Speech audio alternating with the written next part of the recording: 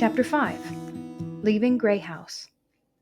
For the next 2 days, Lungwort worked on the speech that he intended to make to Mr. Ocox. He did this in his study, an old boot that Farmer Lamont had left behind the front hall steps. After lining the boot with potato sacking, Lungwort had chewed out a couple of windows, then used a plaid necktie to curtain the entryway. Now and again he emerged, papers in hand. Seeking out older members of the family, he'd corner them and say, "I need you to listen to this." After reading a paragraph or two, he insisted upon knowing what the listener thought. If there were compliments, he'd say something like, "No, I don't want flattery. I can't use that. I need hard criticism." When he received criticism, he always argued that his way was best. Then off he'd go, in a grump, to make minute subtractions or additions to his text, none of which had anything to do with either compliments or criticisms. While Lungward prepared his speech, a committee busied itself making a white flag. No one knew whether a flag of this kind was Lungward's idea or Mr. Ocox's demand.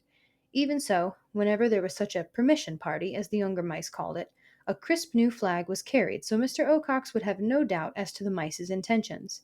It would be Poppy's job to march along with her father, bearing the flag. Poppy meanwhile did what she'd been told to do, relating the facts of Ragweed's death to all of the family. Everyone was upset by the story. Being eaten by Mr. Ocox was a shared nightmare. Moreover, it happened with some regularity. They were all scared of him. There was considerable tut-tut-tutting and much whisker-twitching. Yet, while everyone expressed sorrow, Poppy suspected that few grieved. Worst were the words of comfort that began, "Well, if someone had to be sacrificed." "I don't understand why they disliked Ragweed so," Poppy protested sadly to Basil the night before she and Lungwort were to go to see Mr. Ocox. "What harm did Ragweed do them?" "Well, I can think of 3 things," Basil replied.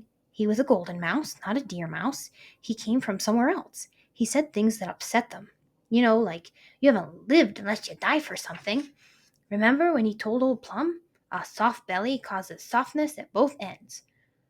"But I liked that he was different," Poppy confessed. "He loved adventure. I'll never forget the last words he ever spoke to me. They were so terribly ironic."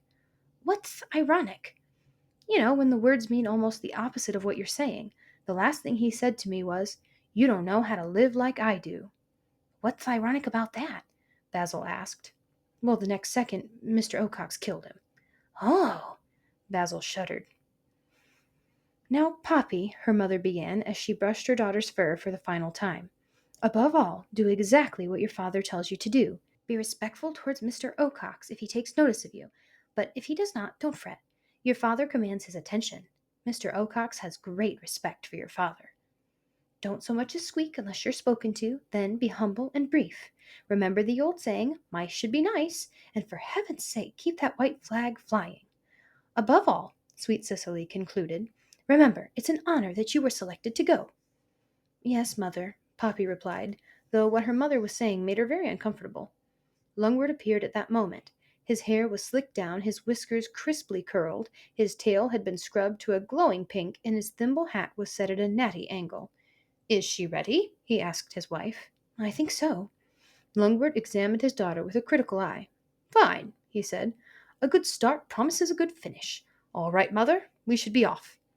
Sweet Cicely gave Lungwort a nuzzle, whispering, "Do be careful." "Careful is my middle name," Lungwort assured her, and led the way to the porch. There the whole family of mice had assembled for a send-off. Fireflies had been gathered and, now released, gave the moment a festive mood. Poppy, holding the flag, stood at the front of the porch steps. Lungwort scampered atop the old porch rail and faced the crowd. "My fellow mice," he began, paws clasped comfortably over his plump belly, while he surveyed his family with solemn regard. "I am about to leave for my meeting with Mr. Ocox. Need I remind you how important is this deputation? A moment for the multitude of mice to memorize." Poppy, unable to make much sense of the words, stopped listening. She was searching for Basil in the crowd. "Be certain," Lungwort continued, "that I will go forward with your best interests at heart. I have prepared a fine speech that will, I'm sure, convince him of our needs." He held up a scroll of paper, wrapped carefully in leaves to protect it. "I look forward to returning with Mr. Ocox's kind permission, so that at least half of us can move on to a new home. That will be a great day for us all." At this point he looked down at Poppy. "Poppy," he cried, "raise up the flag." "What?" "The flag, Poppy, the flag!" "Oh." Poppy lifted the white banner high. Looking at it, all she could think of was a flag of surrender. As Lungwort took his place before her, one of the crowd called out, "Hip, hip! Hooray!" cried the others. "Hip, hip! Hooray!" "Forward!" Lungwort cried. He gave a smart nod to Poppy, and they began to march off. The crowd continued to cheer. Poppy had to admit it was grand. When she caught sight of Basil waving frantically to catch her eye, she even felt proud. Within moments, however, everything changed. Grey House, with its cheerful lights and well-wishers, vanished behind them. The moon had all but disappeared behind clouds that promised rain. No stars were visible. The air felt as heavy as wet wool.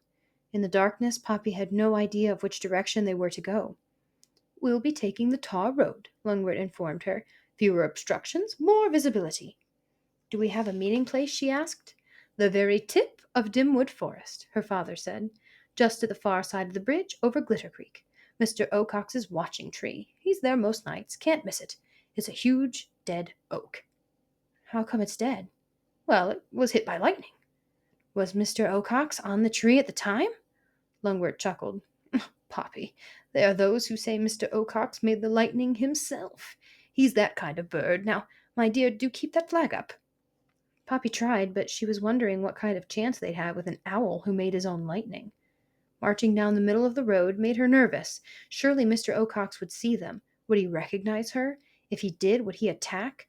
What should she do then? Run? Where? Ashamed to have such worries, Poppy decided it would be better to hide them. So she said nothing. Still, it was hard for her to keep the heavy flag high. "Up!" Lungwort kept calling. He was now walking behind her. They had been marching for some time, during which they had exchanged only a few words, when the night silence was suddenly shattered by a whoo, whoo. Startled, Poppy stopped short. In the confusion, Lungwort banged into her. He lost his thimble cap and his speech. She dropped the flag. "Pick the flag up!" her father cried, searching and finding both thimble and speech in the darkness. "Lose the flag and we're done for!" "Do you think he's seen us?" "Why else do you think he called?" Lungwort snapped. The hair along Poppy's spine stood straight up. It wasn't the owl's call that frightened her as much as the fear she suddenly heard in her father's voice. Never had she heard that before. She peered around at him. He didn't appear scared. Poppy sighed. She decided she must have imagined it, seeing in him what she was feeling. The call came again. "Woo! Woo!" Poppy, her heart pounding, asked, "How much further to go?" "Quite a ways," Lungwort whispered. They listened again. No more calls came. Lungwort adjusted his hat and gave a forced chuckle. "Actually, I suspect that call was just some good-natured joshing." "Papa?" "What?" "I'm glad you're here." "Hmm," Lungwort replied, but Poppy sensed that he was pleased. She felt better until he said, "But do keep that flag up." The owl's call came again. For a second time Poppy stopped. Her father did too. They listened intently for a few moments. Then Lungwort whispered, "Just as I thought. He's joking. Lighten up, child." They move on. Poppy didn't like to contradict her father, but she doubted Mr. Ocox's calls were a joke. She rather suspected the owl was trying to scare them. And as far as she was concerned, he was succeeding. Rain began. It came softly at first, and when a clap of thunder burst right overhead, making them jump, the drizzle turned into a deluge. Within seconds they were soaked. The tar-covered road ran with water. The flag became heavier and spattered with mud. "Shake out the flag!" Lungwort cried. "It must stay white!" Poppy tried to do as she was told, but it was very difficult. They trudged on. Off to the left, flashes of lightning allowed Poppy to see the tall trees of Dimwood Forest. Although she, like all the mice, were well aware of the forest, she had never visited it. Who would want to? She'd been taught too many fearsome things about its vast size, its dreadful darkness, the fact that Mr. Ocox had a secret home there. Equally alarming was the knowledge that Dimwood Forest was full of animals that hunted mice. Animals like porcupines. Poppy made herself look in another direction. "We're getting close," her father said, his voice tense. Poppy cocked an ear. Over the continual splash of rain, she heard the rushing waters of Glitter Creek. Then the tar road twisted sharply to the left. They had reached the bridge, a row of heavy wooden planks thrown across the creek. The gaps between the planks were wide enough for a mouse to fall through. Lungwort chose the middle plank, and Poppy followed. Despite her best intentions, she couldn't keep from peeking down. Normally, Glitter Creek was serene. The summer rains had made it high, fast, and fairly roaring. Poppy stole a nervous glance at her father. He had stopped to pull at his whiskers. She had never seen him so agitated, and wondered suddenly if he would be able to protect her. She'd never asked that question before. Never had to. Just to think about it upset her. She looked to her father for reassurance, but all she saw was his frailty. She knew then that he was just as frightened as she was. The realization made her stomach ache with tension. Lungwort caught her looking at him. "Flag!" he cried, moving forward. Poppy managed to lever the flag up, just as she stepped off the bridge. The moment she did, the air was rent with yet another one of Mr. Ocox's cries. "Woo! Woo!" "There he is!" Lungwort exclaimed. Poppy looked up. As the lightning flashed and the thunder rumbled, Mr. Ocox's dead oak seemed to leap towards them. Against the darkness of Dimwood she saw that the owl's branch reached out like a claw. As for Mr. Ocox, his head feathers were erect, making him look like a devil. "Don't give way," Poppy said fiercely to herself even as she trembled. "Don't give way."